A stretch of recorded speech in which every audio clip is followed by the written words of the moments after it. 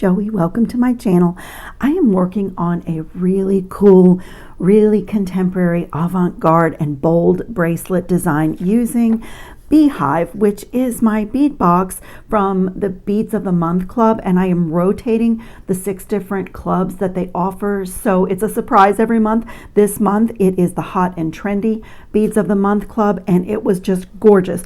So I'll link my unboxing and the first project that I did with this box, because the technique that I used to make the earrings is exactly the same thing that I'm doing to make the components in my bracelet, so it's pretty repetitive. There's some tips and tricks for the technique if you're filling your bead stringing wire completely with beads, and another little way to do it if you're leaving some empty wire, leaving your wire exposed. So this was the first project, so if you tap more under this video, and my boxes are really full of information, so you need to tap more a second time, almost always, to reveal the whole thing. You'll see a link for these earrings. So I'm going to set those aside, and basically what my bracelet is a beaded chain, which is normally connecting beads to each other, either directly to each other by simple loops, wrapped loops, or jump rings.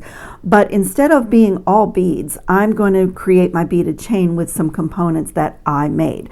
So this was the first one that I made, and it is funky. I just loved those wing dagger beads that were in the box. And this is kind of like a cluster on, like a cluster of flowers and leaves on a bracelet. It doesn't look like much when it's not on the body, but when this is connected and when this is on my arm as a bracelet, the body holds it up, and then you see how really cool it is. And the other secret to making components is not to get them too long, because it's a bracelet, so not much longer than 2 inches, because when your bracelet turns around here, you want it to not be protruding, I guess, straight up and down. So I'm doing that one is done, and again, same technique as before, but I've created another one here. And let me show you what I'm using. My bead stringing wire is my 49 strand copper color metallics from Soft Flex Company. It's a medium all-purpose wire, and it's extremely flexible, and it comes in a lot of beautiful colors.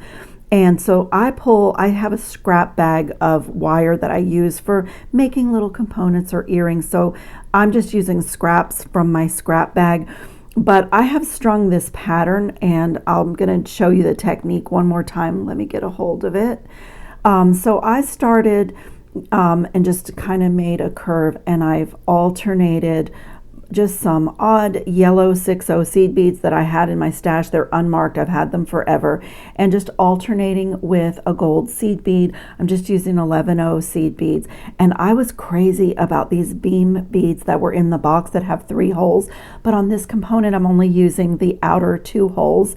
So I just put my wire through 2 more seed beads, and I did that 3 times, and that gives me, when the component is strung, that gives me the coolest negative space. And then I finished with the same alternation of yellow and gold. But the secret to making a component like this is even numbers, so that you end up on the tip of your loop with a seed bead, and on the side that you're going to crimp, you just omit the seed bead, and that's where your crimp tube is going to go. If that doesn't make sense, because it's hard to explain, let me show you.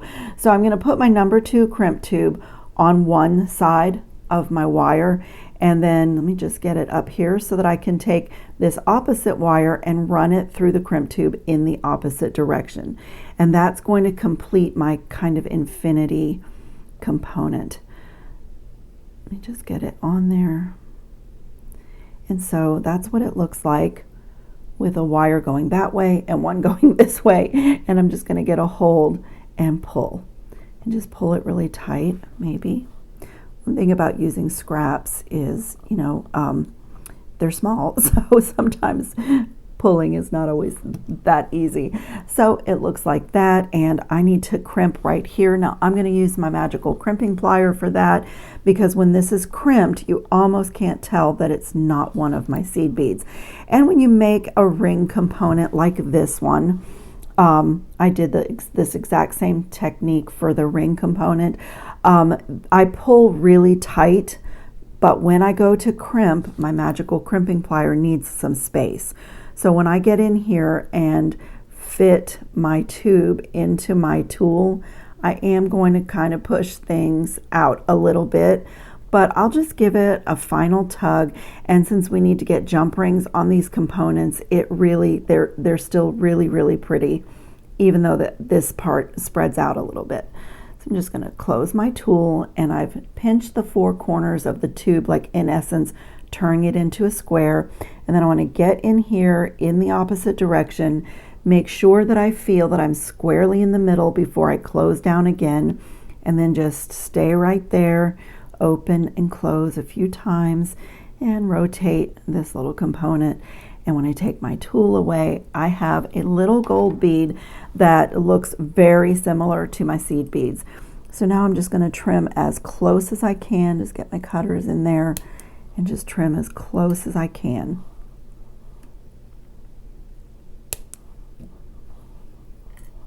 And then you can kind of like spread everything out. So like your beads are a little bit looser after you crimp than when you first pull them. But as you can see, it is beautiful. And on the Soft Flex wire, like it's a component that's stunning, but it's flexible. So on a bracelet, like it really works well.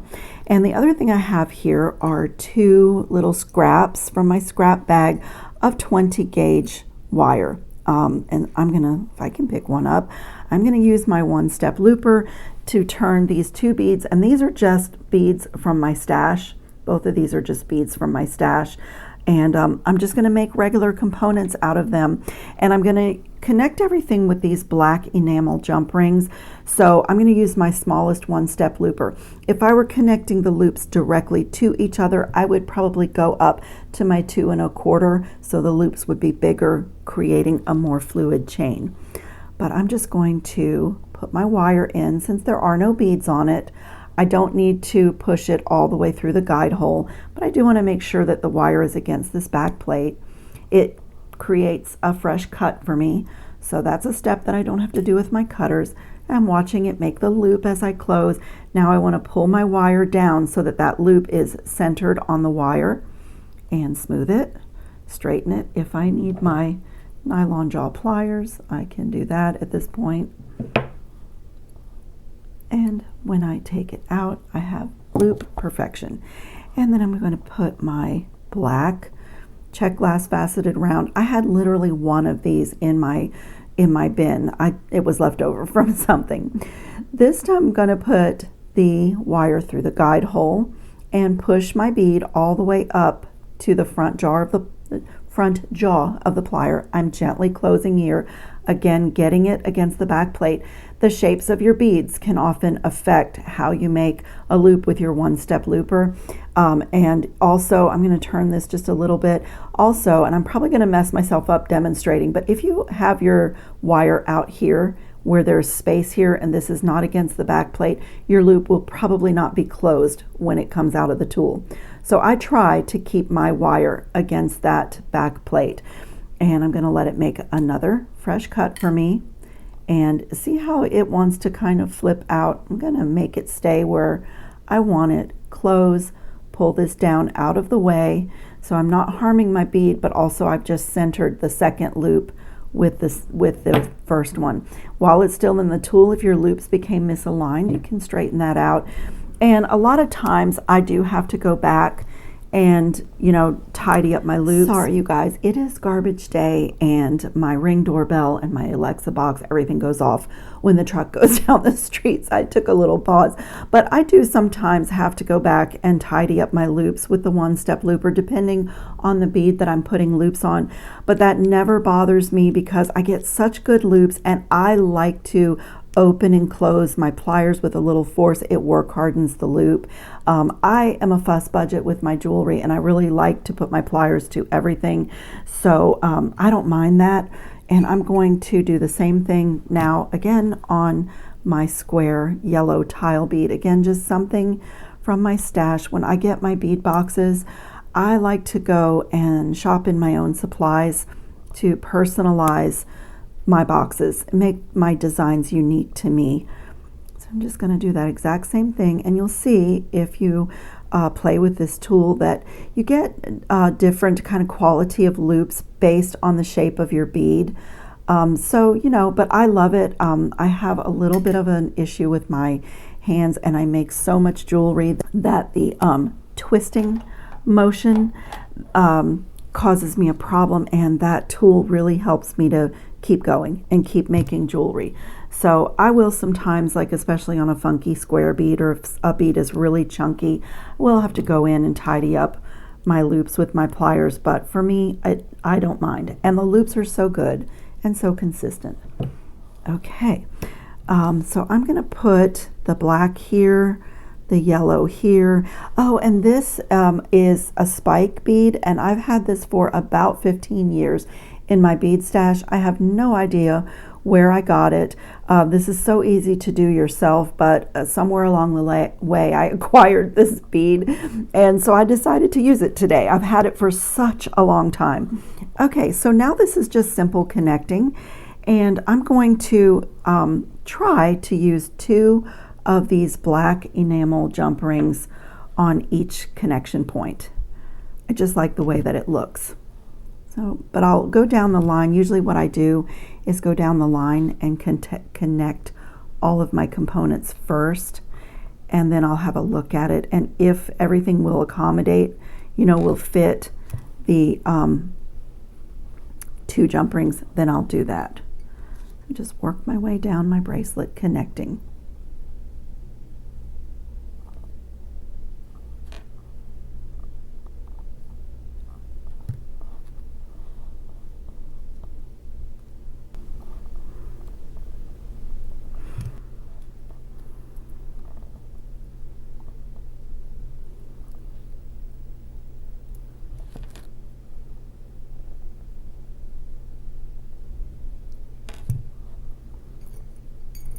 So I'm going to go back and put a second jump ring on either side of my handmade components. See what that looks like. Oh, it's so pretty. I think it's so effective, the gold and then the black enamel jump rings and mixing with the yellow. It's just really, really pretty. I'm also going to do something kind of cool with these black enamel jump rings. I want this, I'm using my nylon jaw pliers, because if your plier slips off of these coated jump rings, it will damage the coating. So I just picked up my nylon jaw pliers, but I'm just gonna add a second jump ring, and then I'm gonna create a little extender chain with these black enamel jump rings. Look how cool that is. And I actually love that my wing dagger beads move like wings, but when I put this on, it really does look great. It's the kind of reminds me of my cluster bracelets. They don't always, once the bracelet is connected, it will lay flat on the arm, and it just looks really cool. So let me go down the length and keep adding my second jump ring. Okay, you guys, I did pause and redo the loops on my 2 components because I really love the look of the double jump rings in the black, and I just didn't have enough space on those smaller loops. I really didn't want to add that much length, because the larger loops obviously will add length to your bracelet, but since this is going to have an extender chain, I think I'm going to be okay. So I did redo those to make them 2 1/4. So I'm going to continue connecting double jump rings, and I'll show you what it looks like.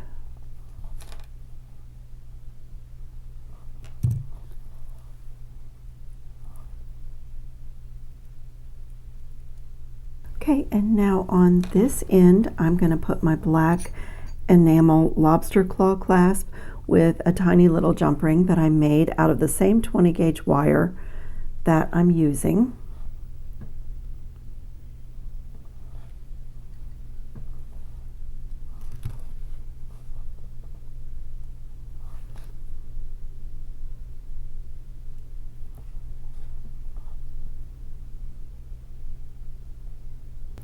And on this end, I'm going to create an extender chain with 6 jump rings. So 2, 3, 4, 5, 6. It's basically the same thing. I'm going to connect 2 jump rings to the end of my component, and then I'm going to connect 2 jump rings to those 2 and just do that 3 times.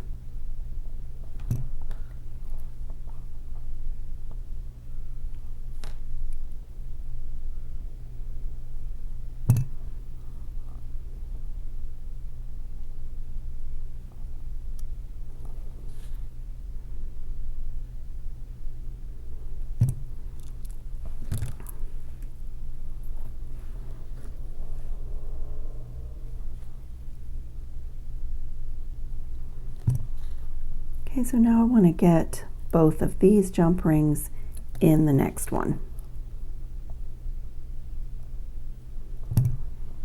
And put a second one right beside that last one.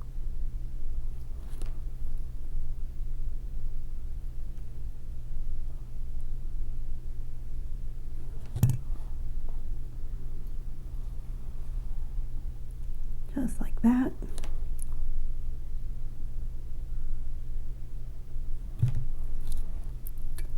And one more time.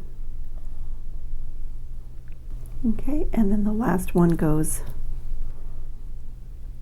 in that spot right next to that one.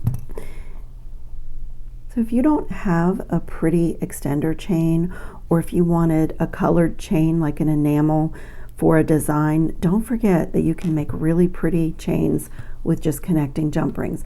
So my little extender chain looks like that, and now I'm going to take another one of my small jump rings that I made and attach that so that, whoops, wrong plier, so that they stay together. And I'm going to make a dangle out of this beautiful pear-shaped teardrop with the beautiful Picasso wash on it.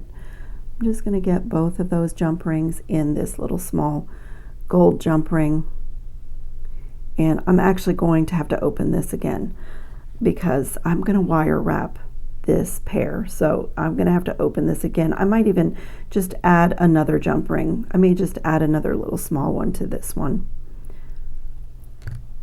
but I wanted to do that so I can check my length.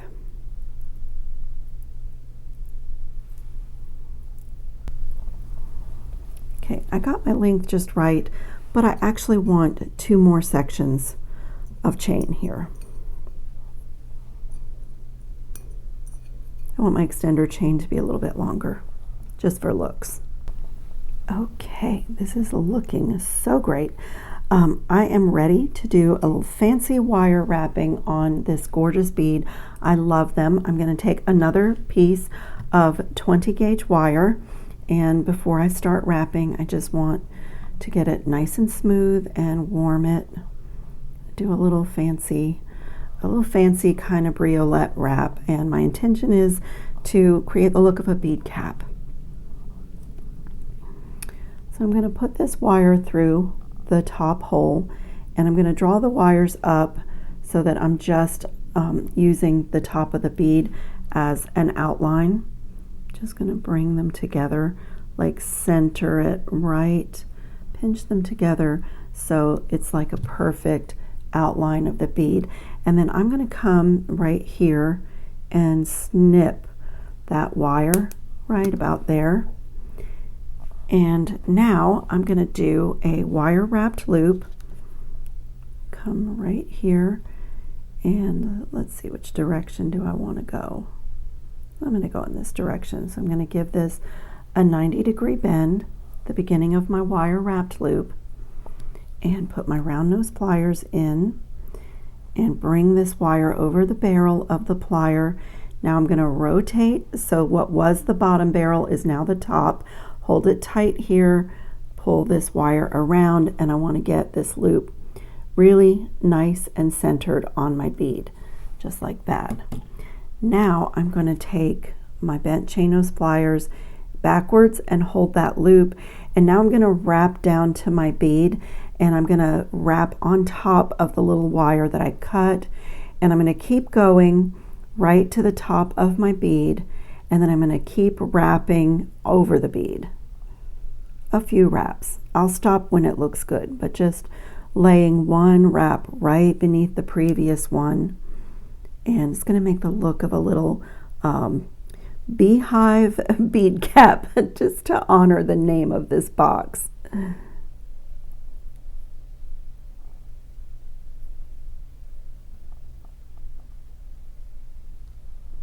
Oh, that is so, so pretty.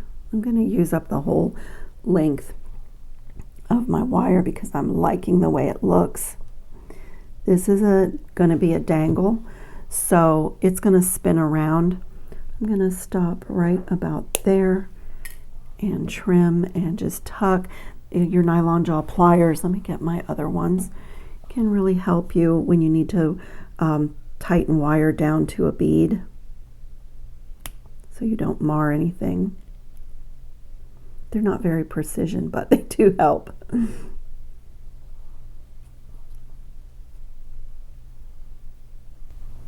That is so pretty. What a beauty. So now I'm going to come back and I'm going to probably need a larger jump ring because I don't think this little 4mm one that I made is going to hold 2 jump rings and the dangle. We'll try. Oh, it looks like it will.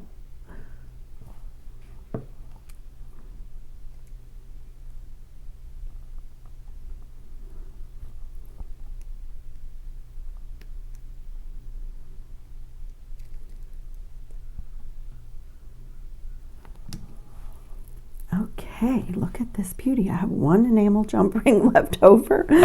Oh my goodness, I love this bracelet. This is so unique. Look at the final drop on it. It's so pretty. I love that little kind of handmade chain. And when this is on and my little bumblebee or my little bug wings are in place. And so I do have an extender chain here so I can really clasp this anywhere that I want. I'll probably go on the top section. Oh, you know, sometimes when you're using an enamel jump ring, because of the coating, sometimes you have to release the, just kind of loosen it a little bit. Get in there with my pliers. There it goes. There it goes. It just, because of the coating, the enamel coating, sometimes you have to loosen up your spring on your lobster clasp. Oh, it does not look great with my little people, but it is such a cool bracelet. Look at this. I really love it. I think it's so pretty. Let me take my little people off because they are interfering with black and yellow.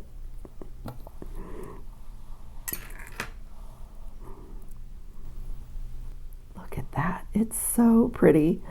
And I love the extender chain, and I love the individual components. No two pieces on the bracelet are alike. I like that my little wings move around. This is so cool and so avant-garde, and it's really fun. It's really like a classic beaded chain, but instead of just beads, some handmade components. I love this one. I actually love all of them. It's so, so pretty. So I will put links in the description box. I do have a discount code for Adornable Elements Beads of the Month Club. There are 6 different clubs. I actually started it just for the seed beads, but I soon came to find out that they have so many beautiful, beautifully curated collections, and it's really hard to choose which one would be best. So anyway, check my description box for links. My favorite findings are there, and anything else that I've used, that I've added in, that I think you might be interested in for your own work, I'll put a link there for you. And I thank you so much for watching, and I'll see you in the next video. Ciao, friends.